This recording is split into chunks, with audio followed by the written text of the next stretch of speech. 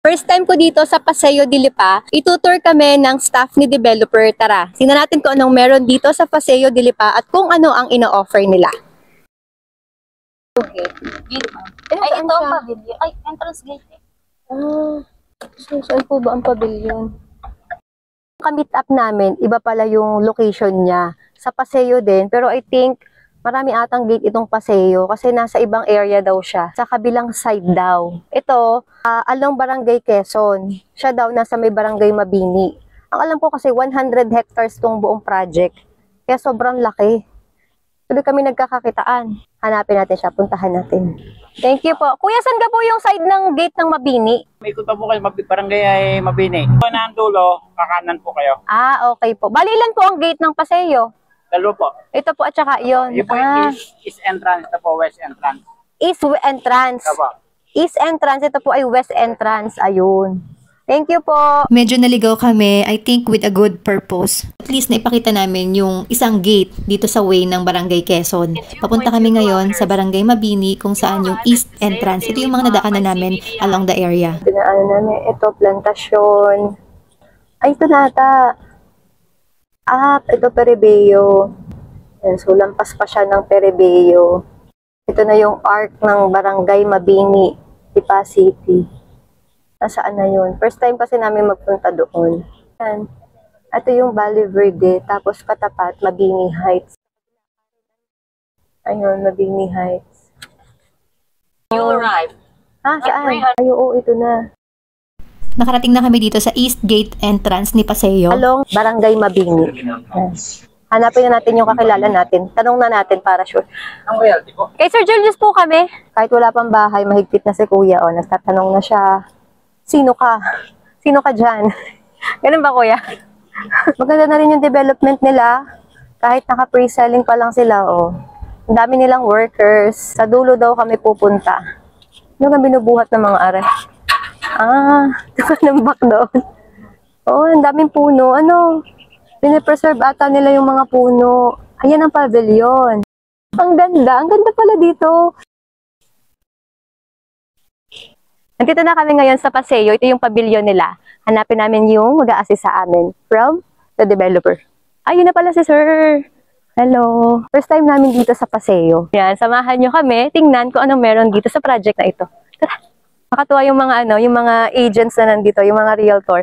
Parang na rin sila. Content creator na din. Sir Julius pa. Yes, galing kami dun sa kabila. Nice meeting you, sir. Finally, ma'am. Oo. Pakilala lang kayo sa EVP at KP namin. Sige, sir. Nakakahiya naman. Ito yung office nila. Papakilala daw tayo ni sir dun sa head of sales nila. So, tingnan natin. Hello po, ma'am. Nice meeting you po. First time nga po namin makarating dito. Yes po. Thank you po. Silip lang po kami doon sa model house. Marami na palang development dito. Ito po ang Pavilion. Okay. Anong meron dito, sir? Dalawa pala ang gate nyo. Ito tayo. Saan kami galing, sir, kanina? Doon. Doon kami galing sa dulo. Umikot kayo. Pero kapag po natapos yung bridge dito at po doon, diretso lang. Oo nga. Ang layo ng inikutan namin. Dito kami umikot. Papunta dito. Kasi pong township development natin na Paseo de Lipa is, ang kina-cover po niya is tatlong barangay. Barangay Adja, Barangay Mabini, and Barangay Quezon. Ito yung napag-usapan namin. Siyempre, gusto ko rin i-share sa inyo. Si Paseo de Lipa is a 100-hectare master plan community. Ang laki, di ba? Ang pinaka-wow moment ko talaga, pagpasok ko dito, ang daming puno. Sobrang refreshing sa mata. Sabi nila, every time nagpuputol sila ng puno, pinapalitan nila ito at tinatanim sa ibang area inside Paseo de Lipa. Meron silang 5 residential villages or paces, Estela, Madera, Abrego, Verdesa, and Marbella. At bawat pace may sariling entrance gate.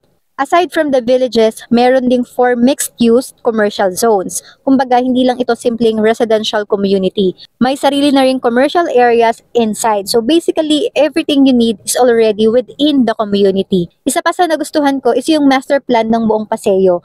Meron silang 3 bridges, two main entrance, the east entry in Barangay Mabini and the west entry in Barangay Quezon, and one major spine road that connects Lipa-Ibaan Road all the way to Adja Road. Because of these features, this community will connect three barangays, Barangay Adja, Barangay Mabini, and Barangay Quezon, making it accessible and well-connected address here in Lipa City. At ito pa, aside from doon sa mga puno na nakita ko kanina, another reason to love Paseo de Lipa is how it promotes eco-friendly living. Kasi lahat ng mga bahay dito may included na solar panel para makatipid ng kuryente. And meron silang rainwater harvesting system para ma-reduce yung flooding and ma-reuse yung water.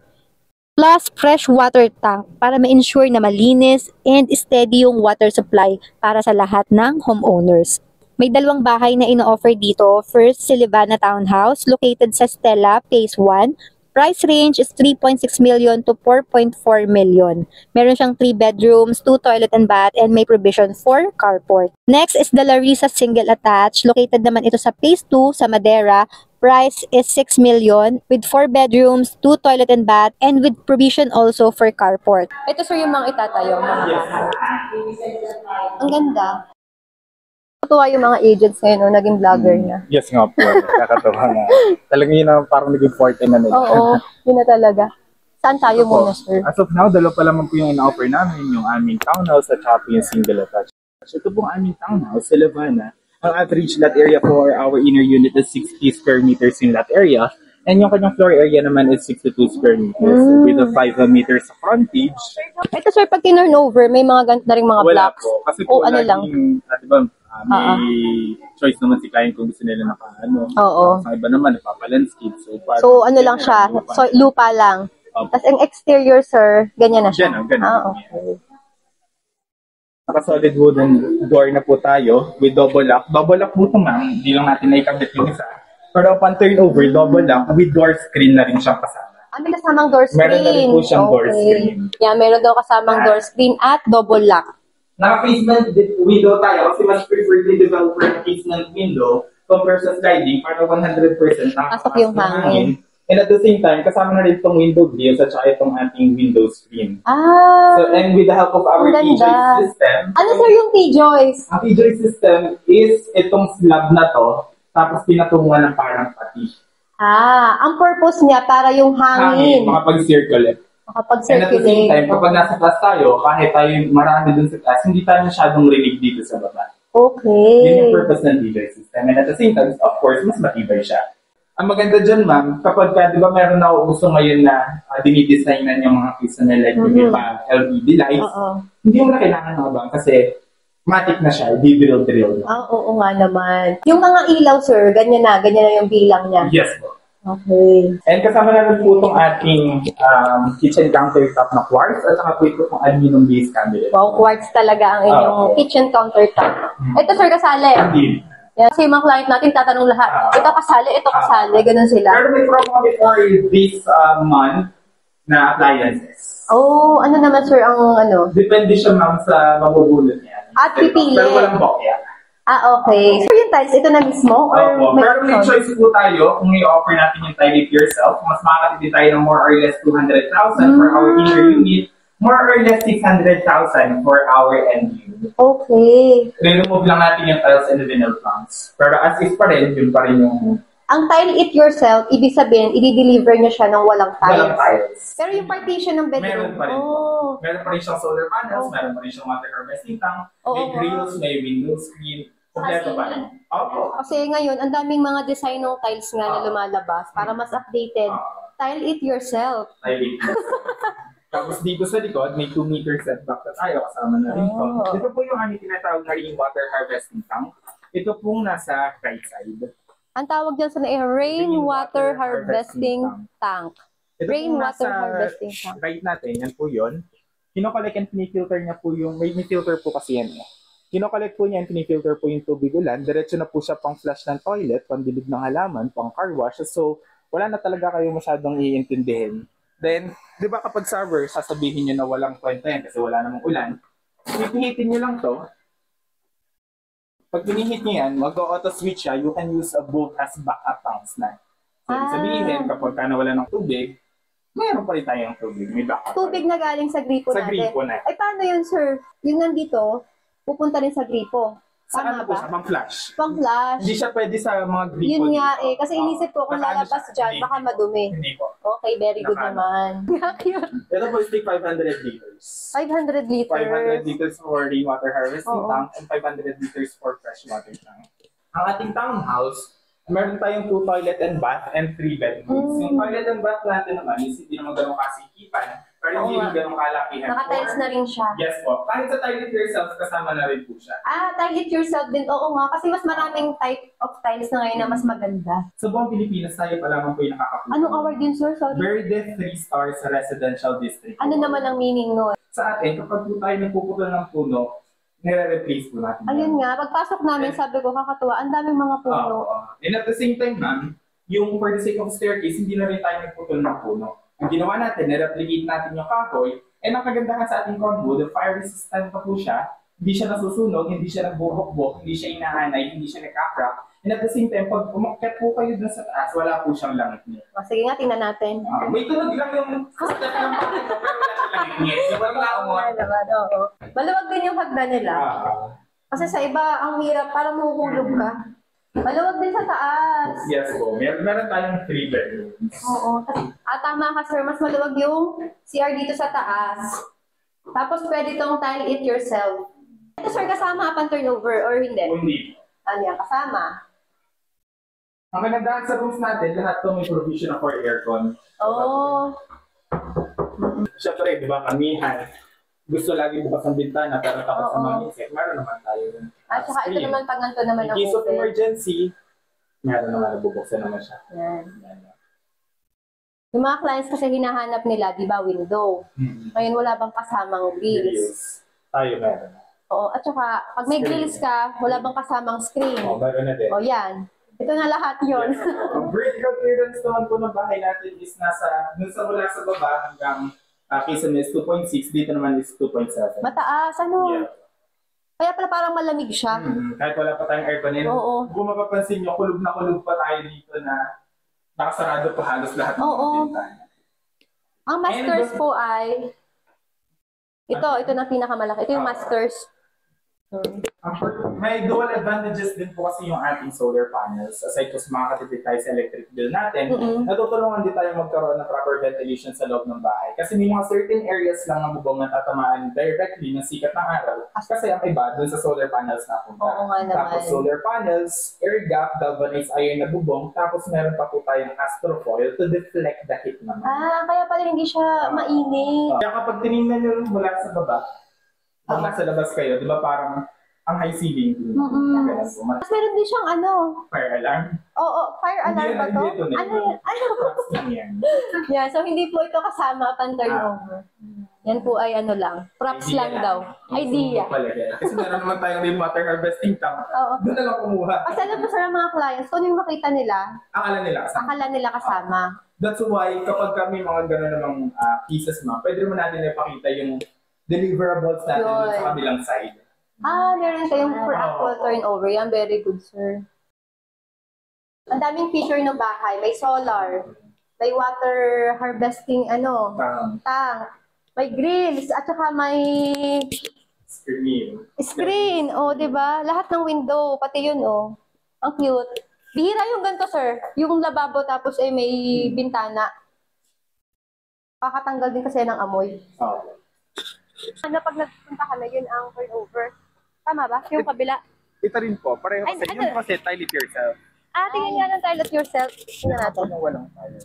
Yan, kung gusto niyo ng tile it yourself, kayo magpapatiles, ganito itsura niya.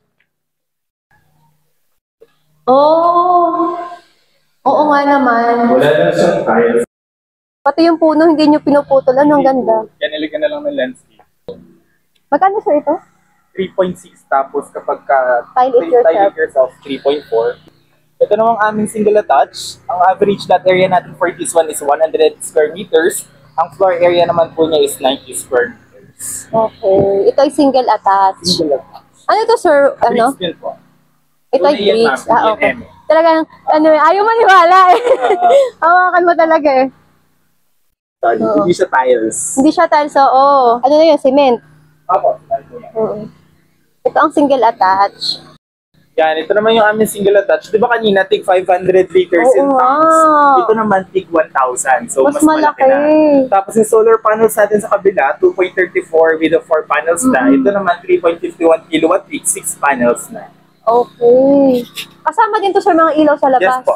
Kasama na po yan. Oh, makakasave ka Yes, sa para sa kuryente, tubig. saka sa tubig. Ito po, parking Ito ang po, pwede rin parking. siya. Oo nga, na kung ano, kung mga wigo, ganyan. Or kung gusto mo talagang Oo. ipilit. Ayan. May outlet din dito, oh. Yes po. Sige, sir. Oh, wow, cute. Oo. Ito naman po, meron tayong 4 bedrooms dito, 1 bedroom sa baba at 3 bedrooms sa taas. So kapag kami mga kasama tayong medyo matatanda or kids na ayaw sa taas matulog, meron naman tayo. May bedroom pala sa baba. Maluwag din ang bedroom sa baba. And di ba kapag minsan gusto nilang mas malaking living area, Mm-mm. pwede naman po nilang ipatanggal ito. Ay, Patapos oo. turnover. Kasi ito ay ano, okay. Oo nga naman. Pag gusto nila mas malaking living area. Kasi ito yung ano mo, dining. Ang cute. May lanay. O, di ba? May screen din ang lanay. Kasali to sa ano. Kapag gusto mo na nakabukas lang, Oo nga naman. pumasok yung mga insects. Ito, may screen ulit. Ito, sir, kasali sa turnover. Ano lang pala siya, sticker lang. Kasi ito naka-quartz, di ba? Ito, ganito na rin siya. Yes po. Ito, wala. Wala. O, yan. Ito, wala. Hindi kasali. Pero pwede maging kasali, depende kung mabubuo. Ako, mabubunot mo to. Yan. Ito, sir, hindi kasali. Hindi po. Mas tinatanong namin, ano ang hindi kasali?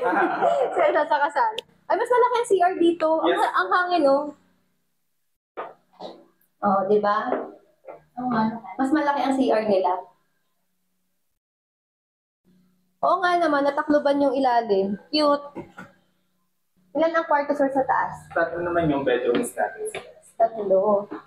Ito ay T-Joyce. E-joints. Ah, di ba? Yeah, so tatlo yung bedroom dito sa second floor.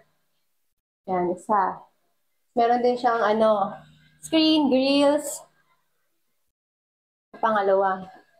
Maluwag, ano? Itong masters. Paano, sir, pag gusto mo magpa-extend? Pwede naman. Balcony, pwede po. Pwede naman po. But of course, lagi siyang approval lagi ng PMO Mhm. kasi yung mga building permits. Okay. Pero pwede Pwede magpa-extend. naman. Pwede raw magpa-extend. Ito tamo, hindi agad siya CR. Yung pag ano mo CR agad. Maglalakad ka pa ng kaunti. Ay, wait ng idea nito, oh. Hindi siya kasali. Sorry. Hindi ito kasali. Idea lang. Tama, sir? Oh. Ito ang toilet o bath. Yan. Yeah, parang hindi na. Ito po ay kundi na.